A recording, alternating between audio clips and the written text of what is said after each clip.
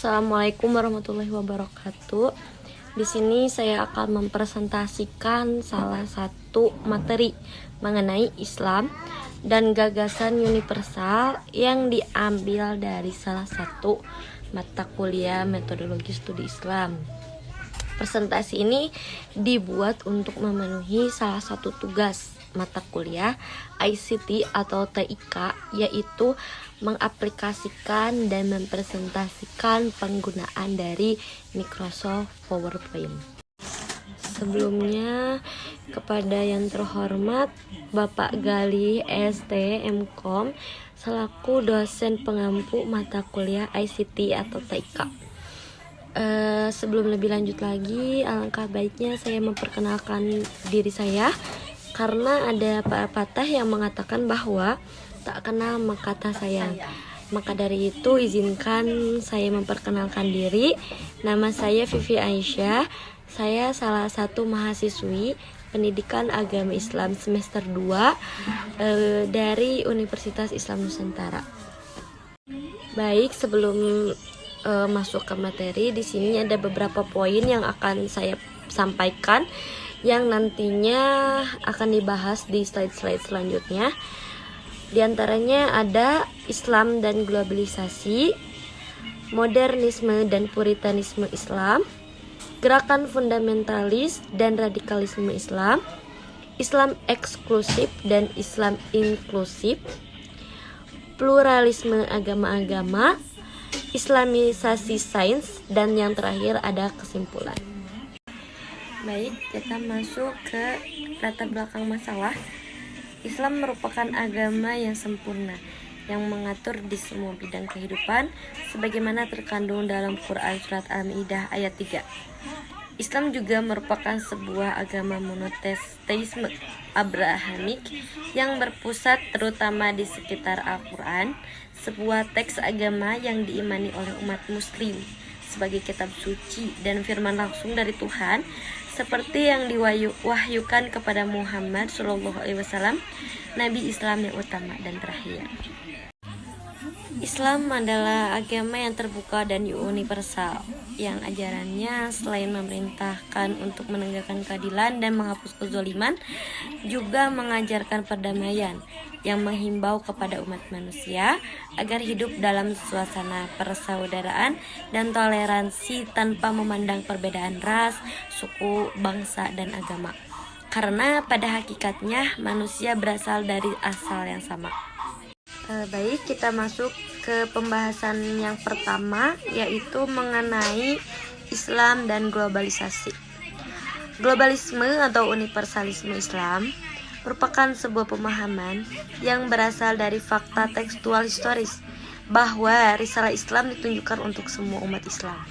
Kecenderungan umat Islam dalam menghadapi globalisasi adalah revivalis.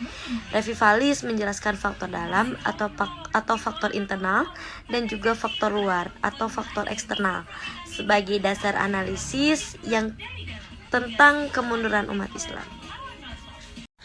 Baik, kita masuk ke pembahasan kedua, yaitu tentang modernisme dan puritanisme Islam. Di sini saya akan menjelaskan dulu tentang apa itu modernisme. Modernisme mengandung arti pikiran, aliran, gerakan, dan usaha untuk mengubah paham-paham dan institusi-institusi lama yang disesuaikan dengan suasana baru yang ditimbulkan oleh kemajuan ilmu pengetahuan dan juga teknologi. Oleh karena itu, pelaku kaum modernisme ini lebih mengacu pada dorongan untuk melakukan perubahan karena paham-paham mereka itu dianggap tidak relevan. Jadi kaum modernis ini percaya bahwa keterlatar belakangan umat Islam itu lebih banyak disebabkan oleh kesalahan sikap mental, juga budaya atau teknologi mereka.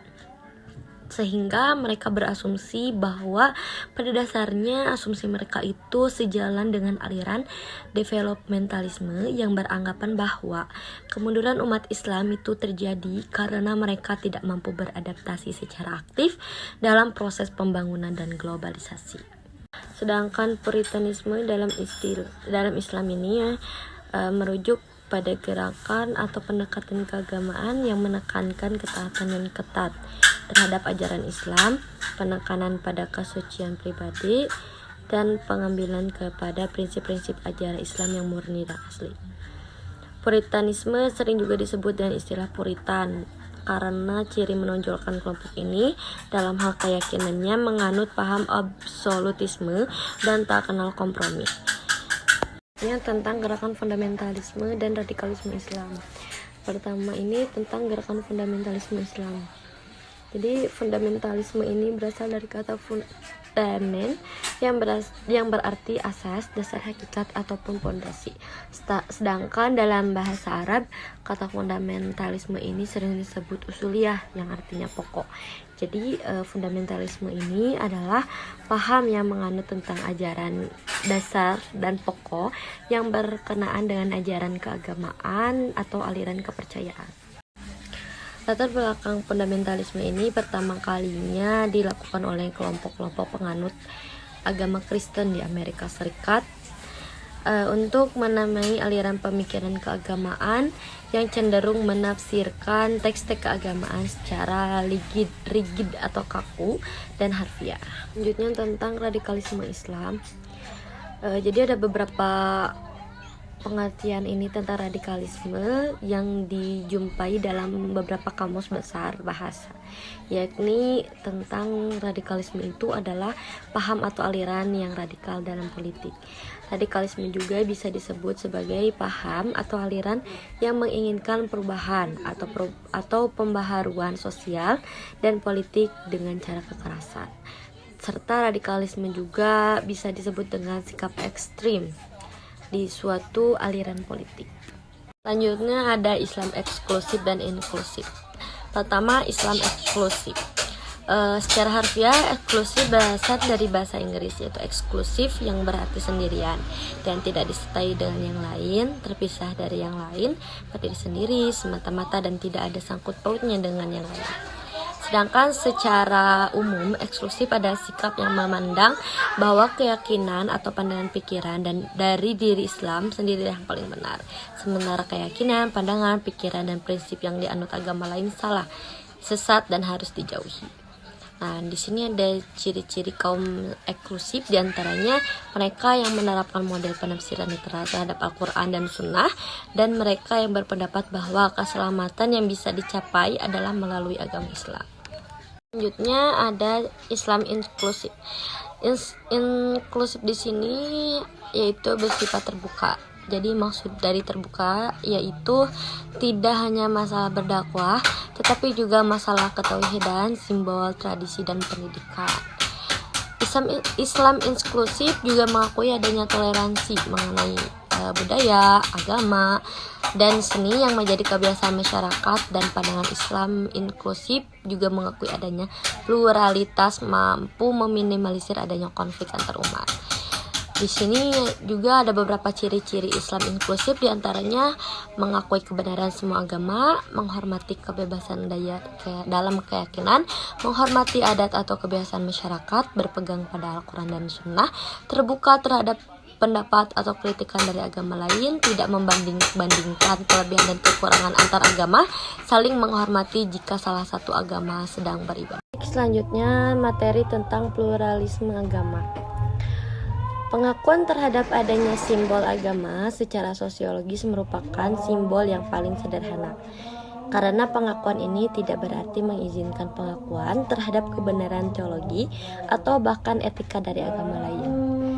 Nah, kalau dibicarakan secara sosiologis, simbol agama adalah suatu kenyataan bahwa kita adalah berbeda-beda, beragama, dan plural dalam hal beragama. Baik, teman-teman, kita masuk ke materi terakhir, yaitu tentang Islamisasi sains. Pengembangan jasa umat Islam dalam pengembangan sains bukan sekedar untuk bernostalgia saja. Lebih dari itu, tujuannya adalah untuk membangkitkan etos keilmuan di kalangan Islam. Nah, Islamisasi sains sendiri di dunia Islam sangat menyedihkan. Menurut Nurcholish Majid menyatakan bahwa Sekarang ini dunia Islam merupakan kawasan bumi yang paling terbelakang di antara penganut agama-agama besar. Baik, kita mungkin untuk penjelasan materi cukup sampai di sini, dan kita masuk ke kesimpulan saja ya teman-teman. Jadi yang dapat saya simpulkan itu pertama, dari definisi Islam itu sendiri, itu Islam adalah ketaatan pada kehendak Allah dan patuh terhadap perintahnya, mengatur hubungan manusia dengan Allah juga alam semesta. Universalisme Islam berakar pada fakta sejarah tekstualnya yang ditujukan bagi semua ras dan bangsa. Gagasan tentang memberikan sedekah, berbagi rezeki dengan yang kurang beruntung, dan berlaku adil dalam semua aspek kehidupan juga mencerminkan nilai-nilai universal dalam Islam. Selain itu, dalam ajaran Islam terdapat konsep ummah yang mengacu pada komunitas Islam global yang bersatu dan iman dalam iman dan tujuan moral. Mungkin itu saja yang dapat saya sampaikan, kurang lebihnya mohon dimaafkan karena saya masih dalam tahap pembelajaran. Terima kasih. Saya ucapkan wassalamualaikum warahmatullahi wabarakatuh.